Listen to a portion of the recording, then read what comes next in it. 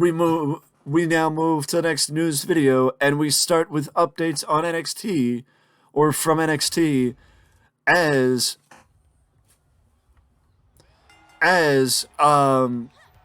basically multiple talent have been shaken up after, or were shaken up as a result of the NXT Spring Break-In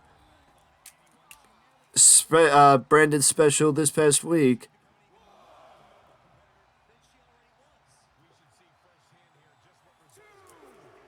And those names include Saul Ruka. Well, actually, those names include Grayson Waller, as Saul Ruka, I don't think, was technically in action at Spring Break-In, but Grayson Waller was. Unfortunately, we don't have any information on what injury Grayson Waller actually sustained. All we do know is during the match with Carmelo Hayes at Spring Break-In for the NXT Championship, Grayson Waller was shaken up after delivering his rolling cutter to Carmelo Hayes. So it is right now an undisclosed injury that Grayson Waller sustained. I just hope that whatever injury he did sustain, it is nothing serious. So I wish nothing but the best to Grayson Waller in his recovery. And the same could be said for Miss Saul Ruka, as Saul Ruka was seen beaten down in the backstage area. She was attacked by NXT Anonymous, as NXT Anonymous seemingly is targeting the women's roster of NXT, previously taking out Nikita Lyons and Wendy Chu. So the list of talent that NXT Anonymous has taken out is ever expanding, and Saul Ruka is now on that list as well, with Saul Ruka set to miss an undisclosed amount of time due to a torn ACL. But now we also jump over to Indy Hartwell, as Indy Hartwell did in fact sustain an injury during her match at Spring Break-In, the triple threat match for the Women's Championship, when Indy caught Tiffany Stratton, who did a senton to the floor during the match. We saw Indy Hartwell's knee buckle, and then she was taken away for medical purposes. During the match, Indy Hartwell was actually set to lose the NXT Championship, the NXT Women's Championship, and Tiffany Stratton was penciled in to win. That was until Indy Hartwell was set to actually return to the ring. That was before Indy returned to the ring, and Indy actually came back to the ring and retained the championship. So props to Indy Hartwell for sustaining the injury, but having enough within herself to return to the ring and win the match still. I mean, what else is there to say? Props to her for gutting it out. I just hope, for the sake of Indy Hartwell, Grayson Waller, and Saul Ruka, that whatever injuries are plaguing them or may have been plaguing them, that they all recover and come back to us 100% once the time is right. So yes, that does mean, in fact, that Women's Championship match saw the finish changed not once but twice during the match, because the finish was changed to Tiffany Stratton winning, and then the finish was changed to Indy Hartwell winning again, or retaining the championship.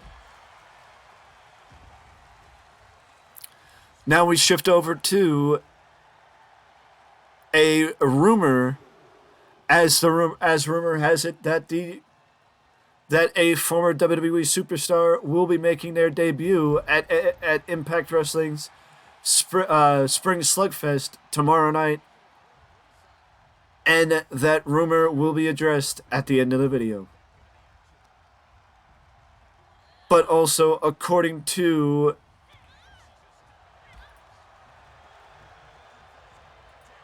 PW Mania, according to PW Mania, multiple AEW contracts are set to expire in 2024 or at the end of 2023, so between late 2023 and early 2024. And we know a few of them, as the Elite and MJF, are the main ones that are set to expire.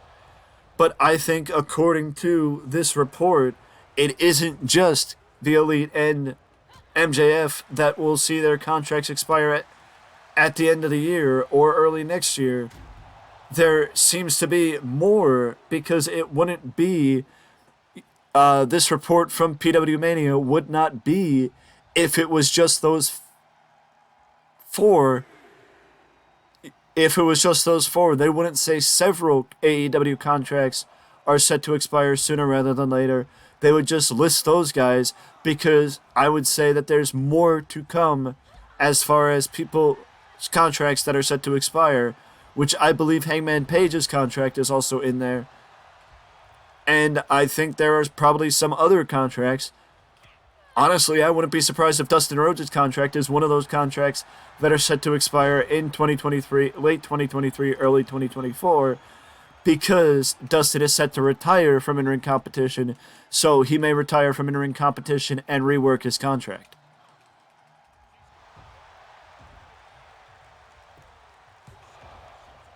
But I also would point out that it is not just AEW, it is also WWE that has a number of wrestlers' contracts set to expire in late 2023, early 2024, and I'm sure both AEW and WWE will be competing for each other's talent in the coming year.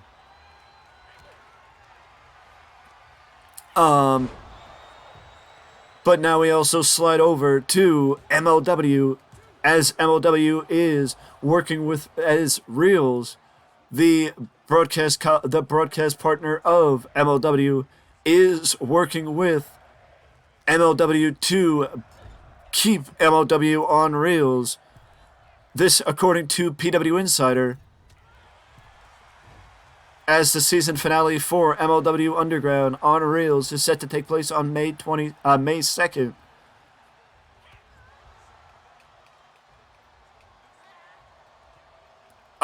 And honestly, the basic press release is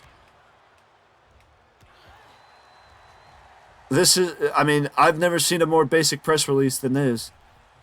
In a statement to PW Insider, Reels said that Season 1 of MLW Underground has ended and the two sides are in talks for Season 2. This goes back to, however, on March 1st, Peacock added a live linear stream of Reels, of the Reels channel. However, the feed does not live stream the feed does not live stream MLW Underground on Tuesdays at 10 due to Peacock's deal with WWE. Variety reported that MLW's deal with Reels wraps up after 10 weeks. MLW Underground premiered on February 7th.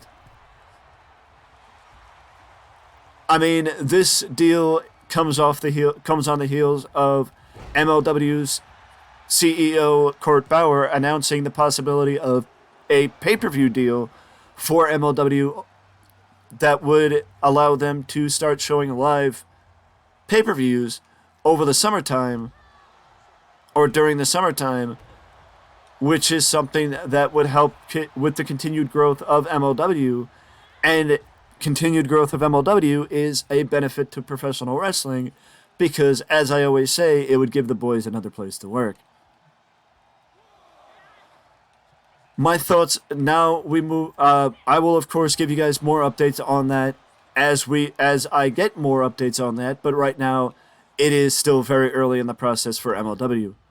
But now I will give my thoughts on the draft before we move to the rumored surprise for Impact Wrestling tomorrow night for Spring Slugfest.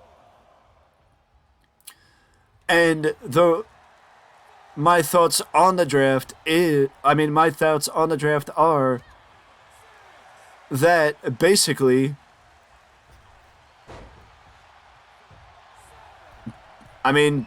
it's that If WWE wants to go brand exclusive, then they need to go brand exclusive. The other aspect of it is this. Frankly, WWE needed to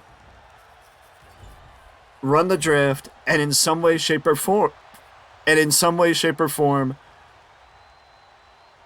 get Roman Reigns, like have Paul Heyman come out and say, due to Roman Reigns' contract, he will remain brand exclusive to SmackDown, and that he will not be appearing on Monday Night Raw anymore.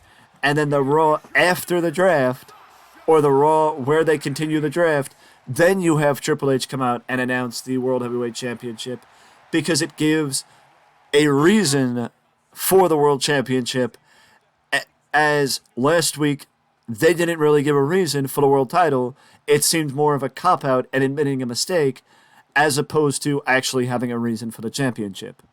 The other thing I would say is, don't go brand exclusive pay-per-views, because it didn't work the last time, and I guarantee you it will not work this time.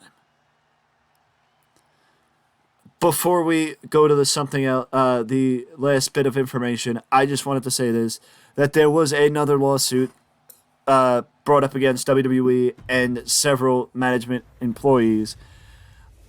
I don't like talking about legal stuff with WWE unless it's cut and dry, meaning stock stuff or more on the business side. Blah blah blah blah blah.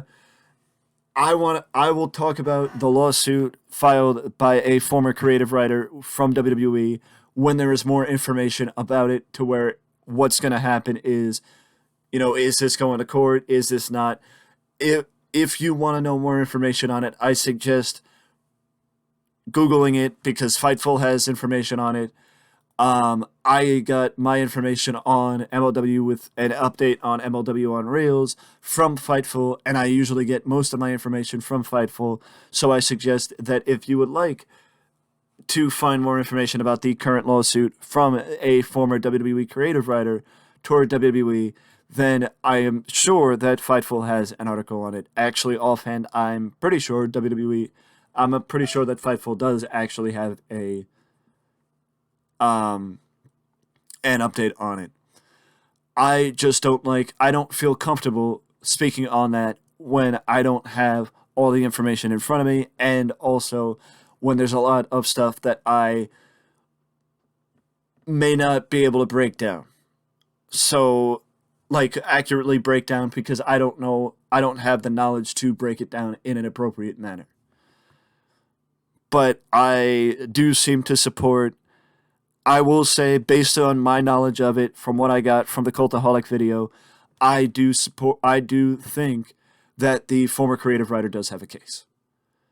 And the last thing I want to say is, according to reports, Naomi may be appearing at tomorrow's Spring Slugfest with Impact Wrestling, so stay tuned for that, as if Naomi does appear for Impact Wrestling, it would be probably the biggest free agent signing for Impact in a very long time.